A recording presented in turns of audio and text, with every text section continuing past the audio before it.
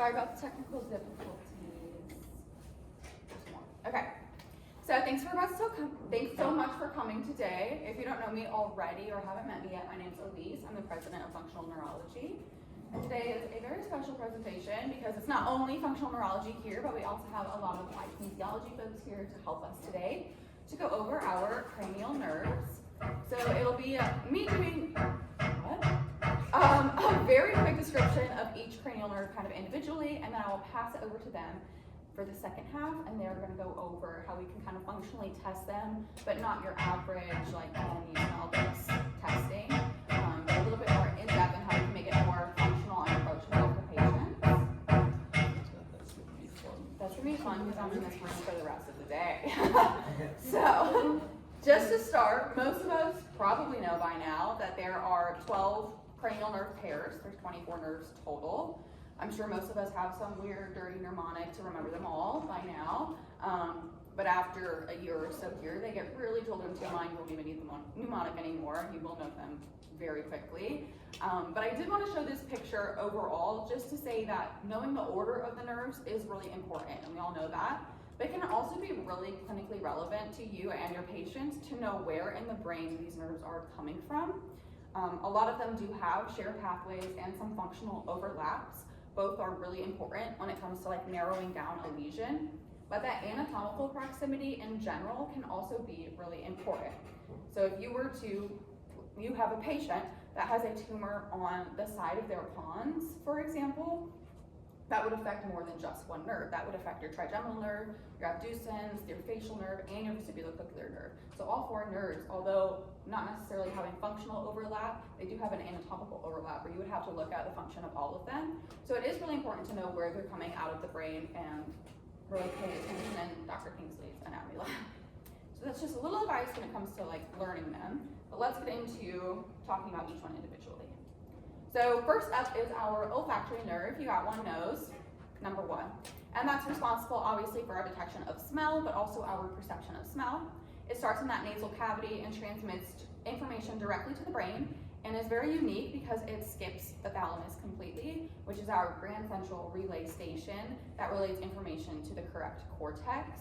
So this one is really, you want to think about survival and the ability to link smell to behaviors and emotional responses. That's why it skips that step. So for example, a smell that's added to gas gives our brains that little warning of like, ooh, I'm smelling gas. But it's also really strongly connected to the limbic system and contributes to our memories a lot and a lot of our emotional responses, which is why a lot of us can have a super nostalgic memory when you think smell grandma's house.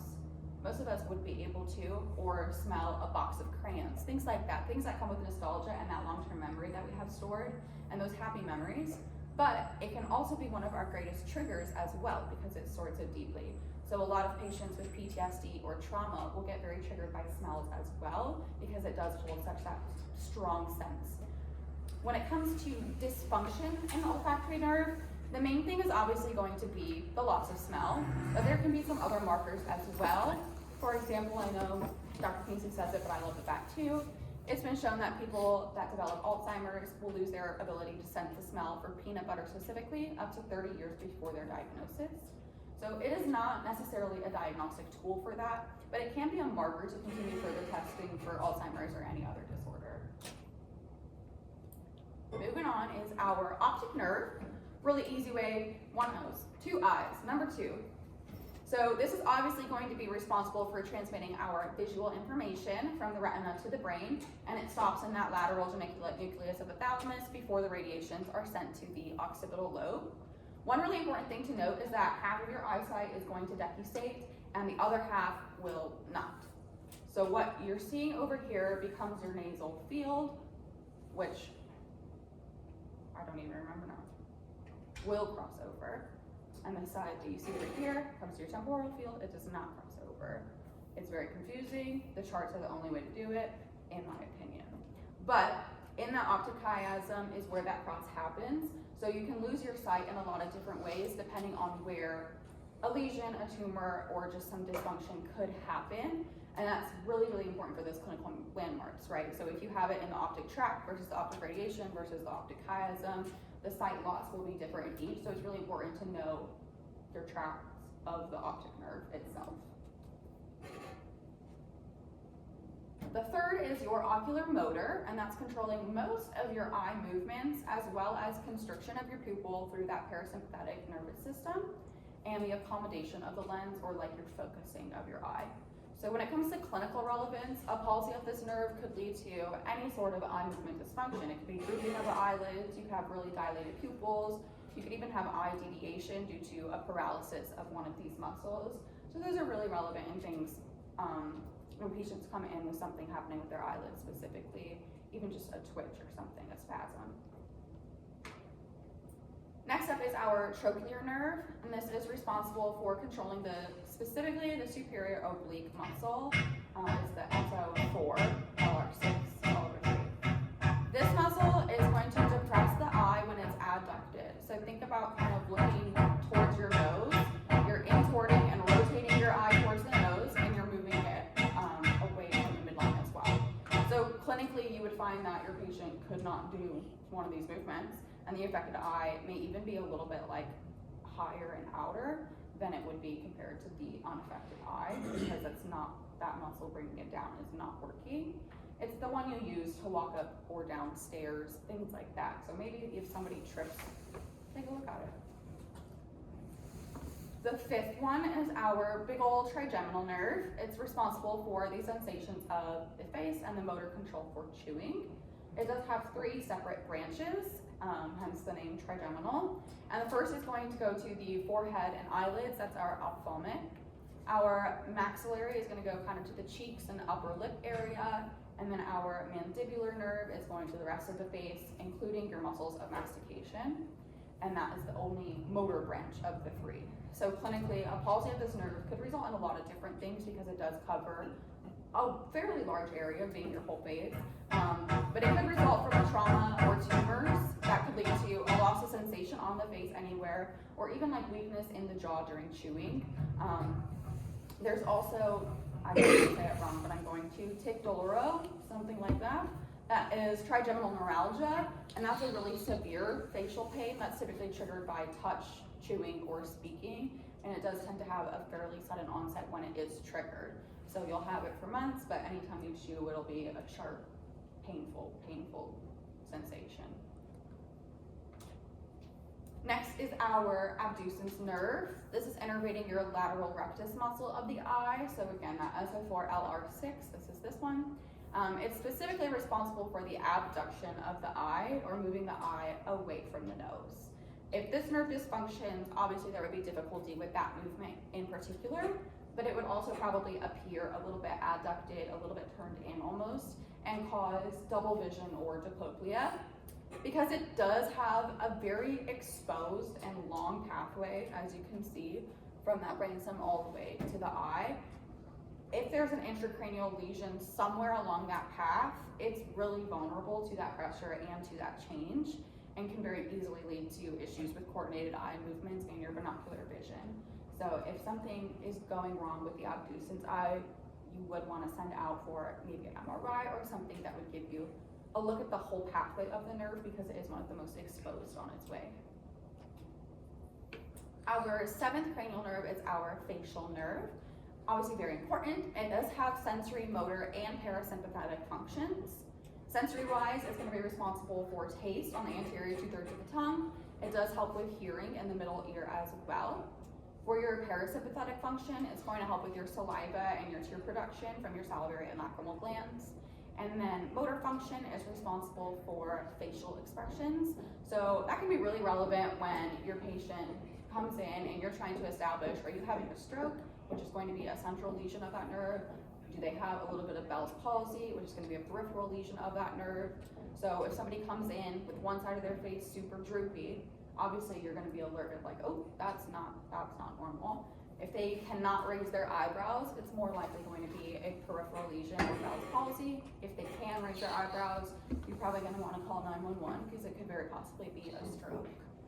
So that's something really clinically relevant to that. Next is our vestibulocochlear nerve, which is actually a dual nerve, kind of seen in the name. That cochlear portion is going to be responsible for your hearing. It carries signals from the cochlea, or that snail-shaped thing, to the auditory cortex of the temporal lobe. Then your vestibular branch is going to be responsible for your balance and your spatial orientation. When it comes to clinical importance, obviously both of the branches can be affected individually or together if the root itself has the problem. So we would really want to have to test both hearing ability and vestibular testing individually. But if somebody comes in with one as a problem, I personally would test the other one as well, just to make sure it's not the nerve root and make sure it's just one side of that nerve. The cranial nerve 9 is our glossopharyngeal nerve. It goes right to our tongue, or our glossus, and it has a lot of function. Sensory-wise, it's responsible for the taste of the posterior 1/3 of the tongue and that general sensation to the pharynx or your throat. Motor-wise, it's going to innervate the muscles of the throat to help with swallowing. And parasympathetically, it's going to stimulate that salivary production from the parotid gland as well. So clinical problems could cause a problem in any of those functions, but if there's a palsy or a neuralgia of the nerve, you're going to expect kind of that sharp stabbing pain in the throat or tongue. Again, kind of often triggered by swallowing or even speaking as those throat muscles are trying to activate. Again, that sharp pain, you always want to think nerve pain, and especially when it's up in the face area, that cranial area, you're going to immediately jump to cranial nerves, which is why they can be so important to know. Next is your vagus nerve. It is very important, it is very long, it does a bunch. So most of that vagus nerve function is going to your parasympathetic nervous system. It's going to help control the heart, the lungs, the digestive tract. For its sensory function, there is a really visceral sensation and taste in the throat as well. Almost that pill taste you get in the back after you take medicine. And then for motor function, it's going to help with pharyngeal and laryngeal muscles to help with your speech and your swallowing. The parasympathetic also can help lower the heart rate. It can help regulate bronchoconstriction of the lungs. It promotes the peristalsis of the digestive tract. So when it comes to dysfunction, because it's such a long nerve and can affect so much in your body, you can see dysfunction almost anywhere. So it can be one of the hardest cranial nerves to narrow down and to find, because if somebody comes in feeling constipated, for example, most of us aren't immediately going to jump to a cranial nerve lesion, but it very possibly could be. So a lot of those parasympathetic, those rest and digest systems you want to look at. It can also be really helpful to use to your advantage because it's fairly exposed to us in the neck because it's in our carotid sheath. So if somebody has a super high heart rate or is feeling almost an anxiety attack coming on, a carotid massage or a vagal massage could be a good way to stimulate the parasympathetic system to take over and help them put them back into that rest and digest, help them lower that heart rate and bring them back to reducing that stress. So if you're taking boards this weekend or next and you're feeling crazy, take a breath, massage the vagus nerve a little, maybe you'll feel a little better, and maybe you won't, and if that's the case, go tell Dr. Gonzalez because she's the one that told me that. Finally is your spinal accessory nerve, the last of the two, and it's the most controversial cranial nerve because it goes to two muscles not in the head, which are your sternocleidomastoid muscle and your trapezius muscle. It's responsible for turning your head in the opposite direction and then also flexing the head when they work bilaterally. That's your SCM. And then your trapezius muscle is going to help shrug the shoulder, retract your scapula, and depress the shoulder depending on which fibers of the muscle you want to use. And obviously a clinical palsy would be found in any of those functions with those two muscles specifically. Some super high up neurologists don't believe this to be a cranial nerve, but here it is, it's on the list. And then finally, your very last one is your hypoglossal. This is purely motor, and it's going right to the tongue, right there in that glossus. And it's really responsible for your intrinsic and extrinsic tongue muscles and movements. So those intrinsic muscles are going to help with the shape of your tongue. They're going to allow for fine movements. And the extrinsic muscles are going to help move your tongue in different directions. So once again, a palsy of this is going to affect those functions. A lot of ways you can move your tongue, even people that would have issue chewing or swallowing, again, because your tongue does so much when you help eat food. But yeah, that is all for the cranial nerves. Any questions for me? Amazing. I'm going to pass it over now to applied kinesiology, and we'll look at how to test kind of all of these nerve functions.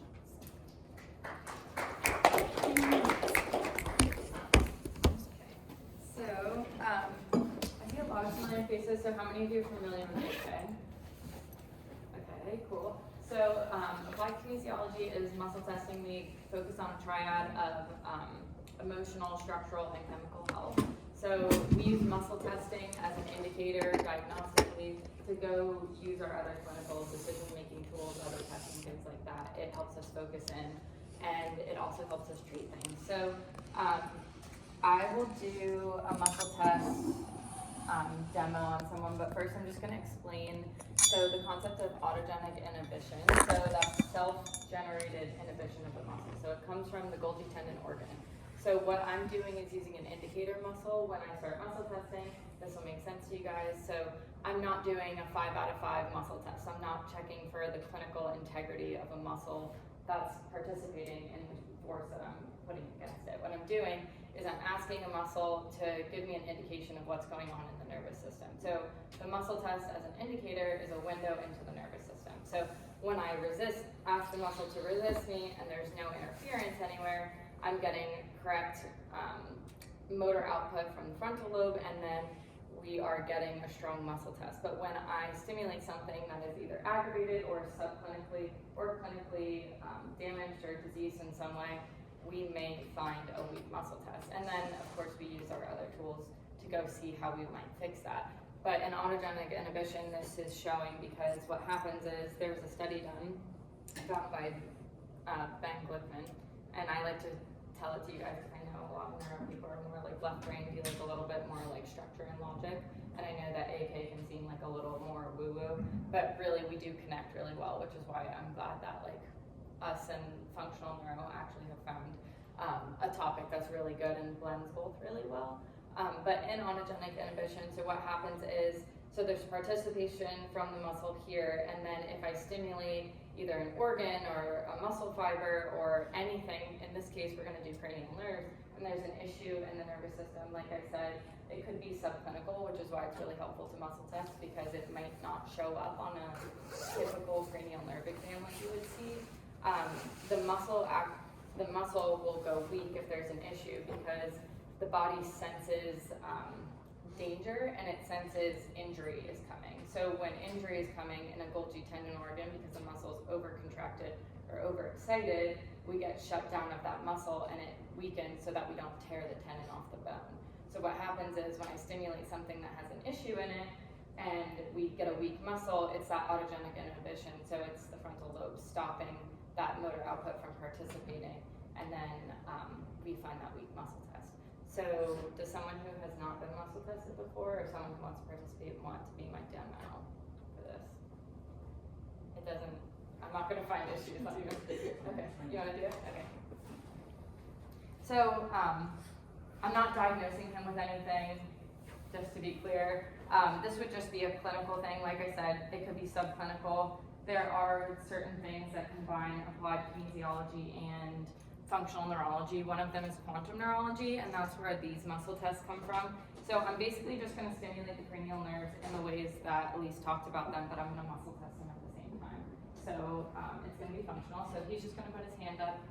Just take your hand out of your pocket. I don't want him stimulating. This is called therapy localization, which I might be doing in some of these. But if he's touching here and I'm muscle testing him, I'm asking his nervous system to give me an answer about, is there an issue going on here? So I'm just going to have him resist my touch. So I'm going to press down like that. So it's super light, right? I'm not forcefully contracting you. I know that I can mechanically overcome your shoulder. So I'm just having him resist against this and then press. So I'm asking all the muscles innervating this joint to participate here. And then I'm going to have him go like this. This is just our strong test of hold here. So if he was dehydrated or if there was an issue, electrolyte status was low, he wouldn't be testable. So hold that again here. I'm just going to touch right there. And I get a weak response. So this is actually a short circuit in the nervous system. It just gives us a momentary weak response because everyone's strong and weak goes differently. So that'll be how you start. So you'll find who's strong, he'll go like that, and then we'll find who's weak, and he'll let go of that, and then I'll press there, and then he'll go weak. So that's just how we're seeing what people's strong and weak are. But the first one we're gonna do is cranial nerve 1. So I'm just gonna have him identify the smell that he smells in this. So I'm gonna have you plug one nostril like that, right? Close your eyes. Go like that, and just tell me what you smell. Coffee. Yeah, keep resisting here. So So he's actually going weak on that one. So do the other one. Coffee. So he's only going weak on one side. So you felt the difference in this, right? So I was talking about quantum neurology before, but quantum neurology reset technique, QNRT, uses smell and emotion. So this is another thing. You go in and you subconsciously have ways to release emotion from the body. And this is just something that we need to acknowledge as practitioners. If you don't want to be the one dealing with the emotions, don't leave your patient hanging. Make sure you have someone to refer them to. So, like I said, this isn't diagnosing you with anything. Obviously, you could still smell that that was coffee in that nostril, even though you went weak. But it might be something that we want to look into, rehab that cranial nerve in some way. In quantum neurology, they actually use a laser on the brain while performing this, and then you stimulate the vagus nerve while doing the reset. So they'll have you hum, and then sometimes we can incorporate other things. So I could put on different colored glasses for him. I could do eye movements. We could do cranial nerve 11. He could be humming at the same time and activating all the cranial nerves that kind of work in like a symphony together. And it can actually work to reset that cranial nerve. So that's cranial nerve 1. So just smelling. And then with 2, we're gonna do visual acuity. So I'm gonna muscle test him again. And he's just gonna tell me how many fingers I'm holding up. 1, 2, 3, 4, 5. So he's all good on that one. So that's all we're looking for there. And then for 3, oculomotor, we're gonna do convergence and we're going to do accommodation. So with convergence, this can also be the treatment. So he's gonna look at my finger and he's gonna follow it. I'm gonna continuously muscle test him. So he goes weak right about there. But if I come back out, he's strong, go in, right there, he's going weak. So my treatment for him, if I was in practice, personally, would be doing exercises, getting to his point right before weakness so that he stays in strength the whole time, but you're strengthening those eye muscles. And then you'll see, you can muscle test him again. So he's gonna fatigue at some point and you'll see that he'll become weaker further out the more you do the actual exercise, but that's how we would treat it. So next time you come back, if you're doing your exercises, the idea is that you can get all the way to your nose and all the way out in strength. So now we will do accommodation. So hold here, look at the wall. Look at me, look at the wall. Perfect. So he's all good there, just a little bit on convergence, but especially when you see someone with any type of neurological injury. For example, I had a bad adjustment, it gave me whiplash. I developed extreme eye sensitivity, and my convergence was only about here when we were muscle testing me and I was going weak here. And now I can get closer to here, but it's not all the way better. But it does show progress for you and your patient because I could feel the fatigue when I was out here, and now I'm able to tolerate it further in. When you're saying your treatment is the same thing, are you just converging back and forth? You don't need to have somebody else muscle test you. No, so once you could do it that way. So once you find, so he might not, like we might not have known that that's where his breaking point was. We only knew because of the muscle test. So you can do a treatment like that, and then if you want to re-muscle test it, he might, like I said, he might break earlier because he's going to be fatigued at that point. But if he's doing his exercises and then the next time you come back in, you re-muscle test it, he might be able to come all the way in. So if you're going to use it as your like indicator of where his break point is to make it his exercise, it's ideal to re-muscle test to just make sure that you're progress. So, what he was saying for the actual training of the eyes, Right. could you utilize like a drop string to actually Oh, absolutely. get that more function? Yeah, definitely. And yeah, just so you have like a more precise location, definitely. And that obviously works for accommodation as well. I was using me as an example, but if we want to like step it up a level, like I could have them start identifying like in like neuro clinics and stuff, they have like fun little interactive boards. So we might have a board that's like flashing like symbols or colors or words, and I'm having him do those because it just takes it up a notch. You know what I mean? Instead of just looking at the board, his eyes are having to actively participate in what he's seeing at the same time. Any other questions? Everyone with me so far? Okay. So like Lisa's saying, so for trochlear, we're going to go down and in with the eyes. So he's gonna follow my fingers down and he's staying strong there. But if we're looking at all of the eye movements, so I'm gonna want him to go in all of these. So he's gonna look up for me.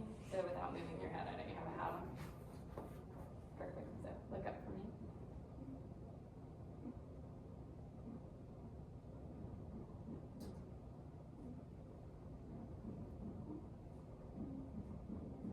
And if you go,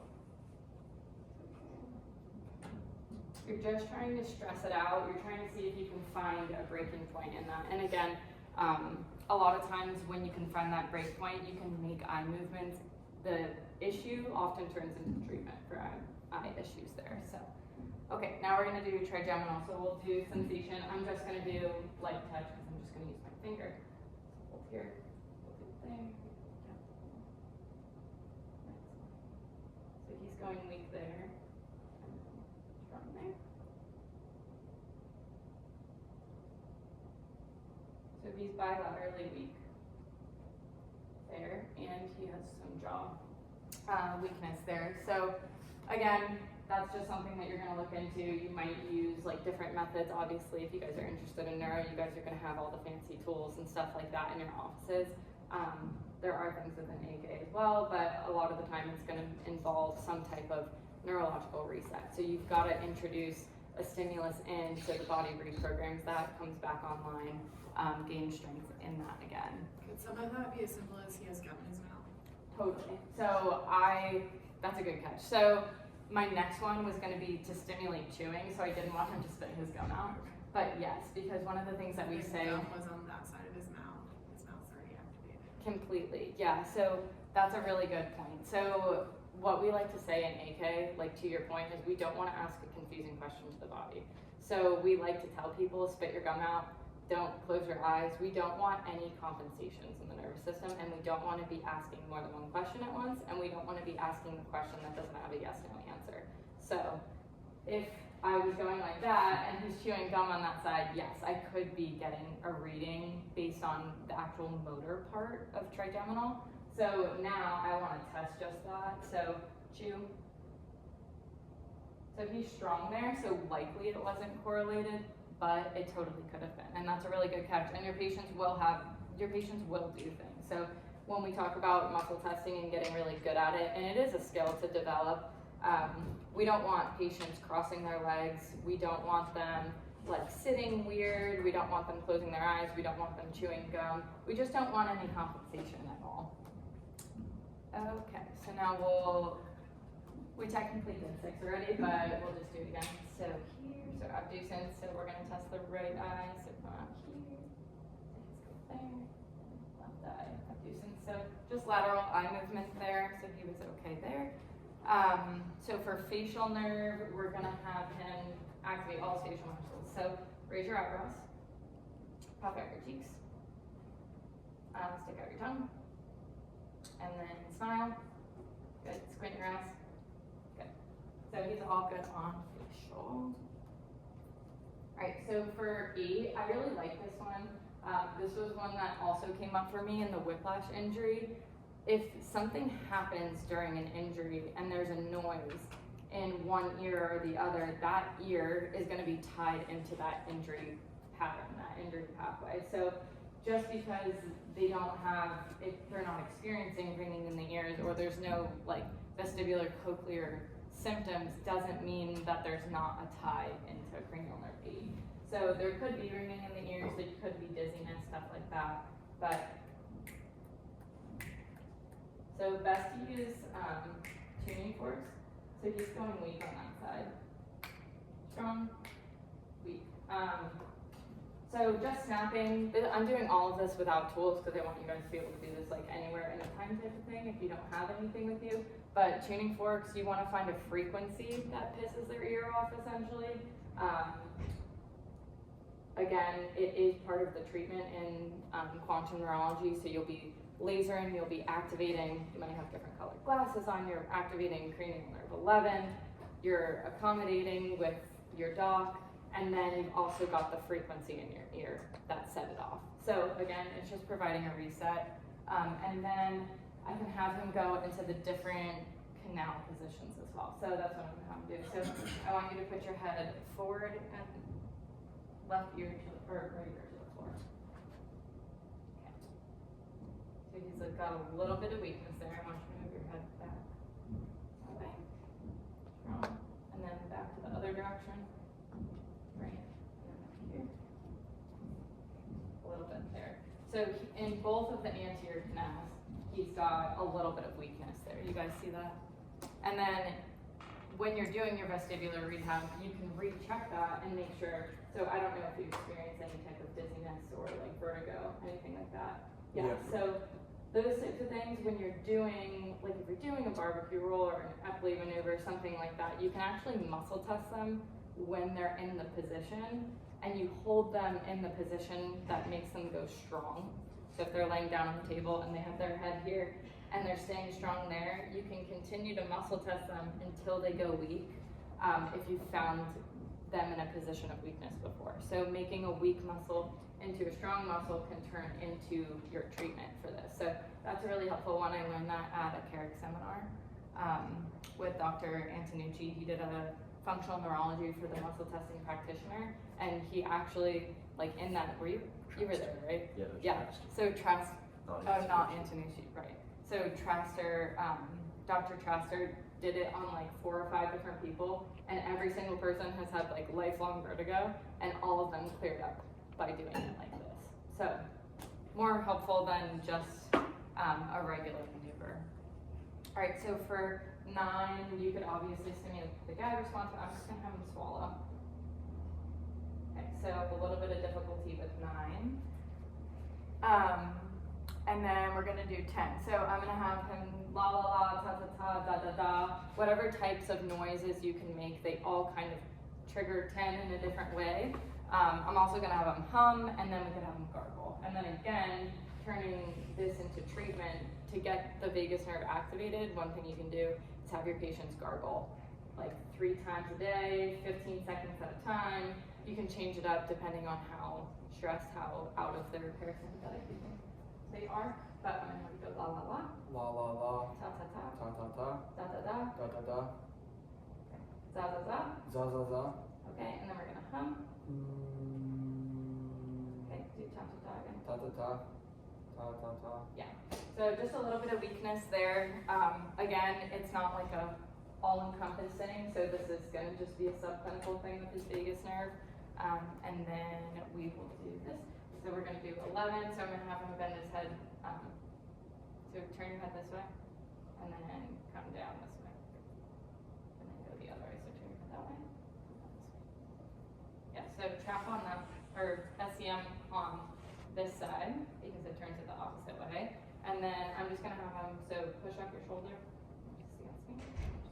And we'll switch. Push up this side, assist. Good.